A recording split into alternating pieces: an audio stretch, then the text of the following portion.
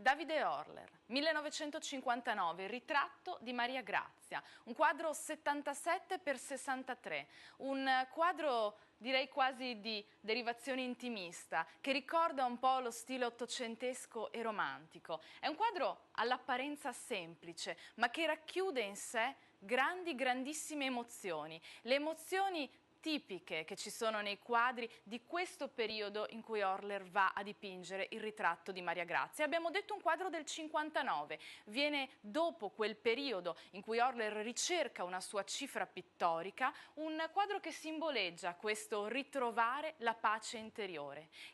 Provate solo a visualizzarlo all'interno della vostra casa. Credetemi, è un quadro che davvero fa arredo. Abbiamo detto l'impostazione sembra semplice, almeno all'inizio. Fondo monocromo giallo-oro con solo appena accennati la presenza quasi volumetrica di oggetti sul fondo. Abbiamo detto questo fondo monocromo su cui si staglia questa giovane donna di profilo. Ecco il profilo delicato di questo naso, abbiamo detto di ispirazione romantica, quasi ottocentesca, e la lunga treccia nera che le scende sulla schiena.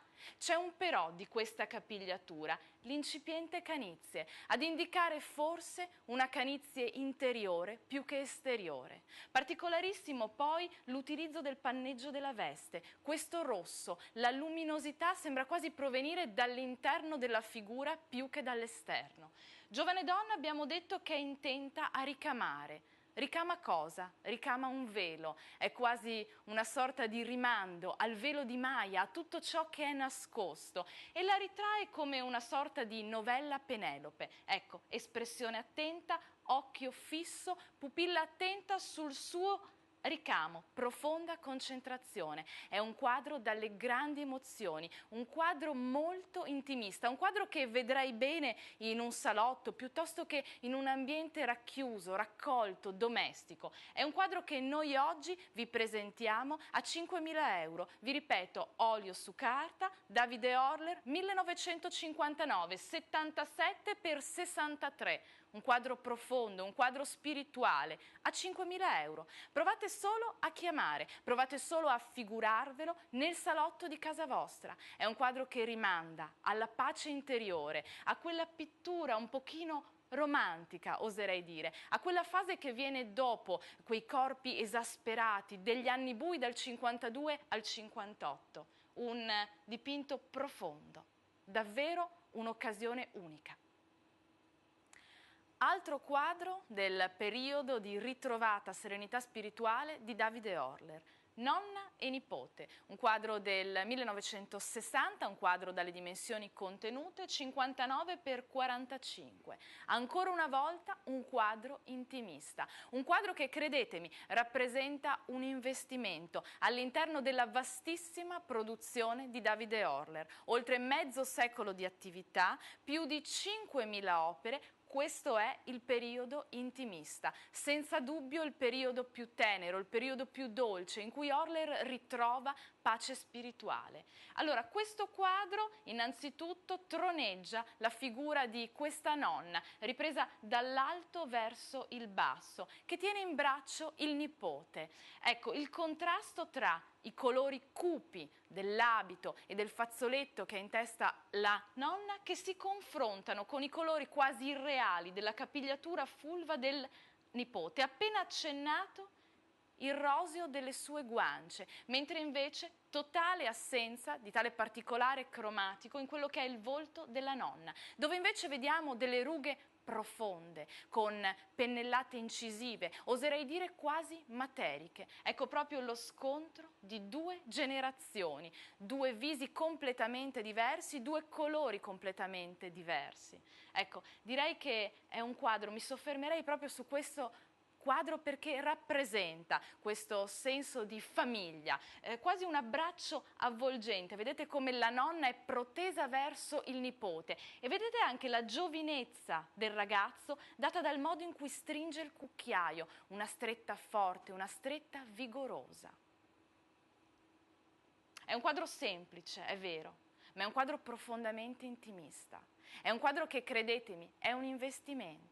4.500 euro. 4.500 euro per questa emozione, per l'emozione che Horler è riuscito a racchiudere in questi pochi centimetri, ovvero l'emozione di famiglia, della vita che passa dalla nonna al nipote, della continuità, del senso di appartenenza, del senso delle proprie radici. 4.500 euro e quest'opera è vostra. Provate solo a chiamare, provate solo a far venire il vostro incaricato, provate solo a vederla nel contesto della vostra casa. Sì, è un'opera che senza dubbio comunica tanto, perché con l'avvento della fotografia, con l'avvento della psicanalisi, il compito del pittore non è più quello di rappresentare figurativamente la realtà. Qui siamo lontani da un semplice processo figurativo.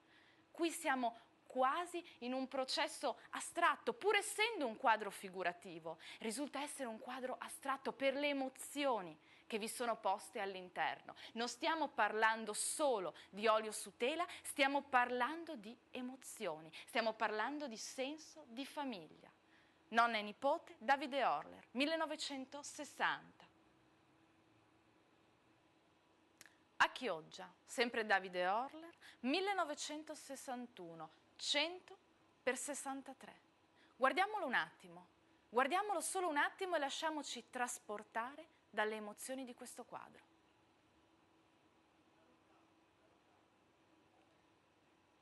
Che cosa vi trasmette? È un quadro forte, è un quadro energico, dove troneggia prima di tutto il colore. Ecco. L'uso del colore è ciò che rende particolare questo quadro, è ciò che lo rende un pezzo unico per la vostra casa, per la vostra collezione. L'uso dei colori caldi. È ritratta a Chioggia. Davide Horler per la prima volta vede Venezia nel 1946 e se ne innamora. Venezia è per antonomasia la città dei pittori, la città degli artisti. Ecco, dopo gli anni bui in cui il mare, proprio per il suo vissuto personale, perché abbiamo detto la pittura di Horler è inscindibile da quella che è la sua esperienza di vita, dopo appunto gli anni in cui, arruolato in marina su delle imbarcazioni di pattuglia, vede le calamità naturali legate al mare, ritrova la pace con questo quadro. Si riappacifica con la serenità di un paesaggio in cui compare il mare, in questo caso la laguna di Chioggia. Quadro semplicissimo, sul fondo palazzi, palazzi rappresentati dalla regolarità di finestre e porte, squadrate, marroni, forti. In particolare, ecco, notiamo il contorno bianco delle finestre e delle porte del palazzo principale, che un po' ci richiama questo spirito tipicamente marinaresco. E poi, protagoniste assolute, le vele. Ecco qui, queste vele colorate, con queste pennellate forti, abbiamo detto questi colori che sono i veri protagonisti di quest'olio su tela. È tutto giocato sui toni di giallo, arancio, bianco, rosso. Colori molto forti. È un quadro luminoso, ma la luminosità non è resa, attenzione, dalle sfumature del colore. È resa proprio dalla solidità del colore, da queste pennellate forti, energiche, ci danno un senso di volume, volume che si riflette anche sull'acqua. Ecco, concentriamoci su questa zona, l'acqua. L'acqua sembra quasi solida, c'è questo scontro tra colori freddi e colori caldi. Provate a pensare questo quadro a casa vostra, le emozioni che questo quadro vi può trasmettere. Guardarlo al mattino. Ecco, è un'atmosfera di pace, è un Horler che si è riappacificato con il mare. Pensate la forza e l'emozione che al contempo questo quadro vi può dare, forza ed emozione a 8.000 euro. 8.000 euro è un investimento per quest'opera che nel tempo si rivaluta, è un pezzo assolutamente immortale. È un pezzo immortale per i colori, è un pezzo che non stanca, è un pezzo forte, è un pezzo energico, è un pezzo sempre attuale.